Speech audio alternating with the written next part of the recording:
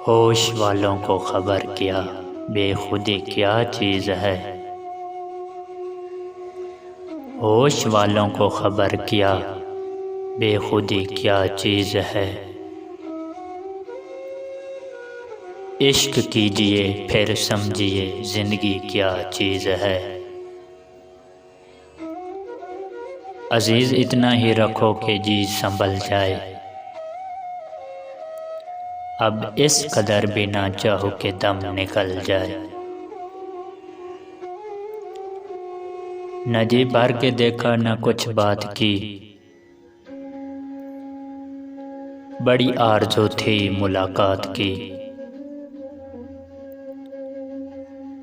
कुछ तो मजबूरियां रही होंगी, यूं कोई बेवफा नहीं होता।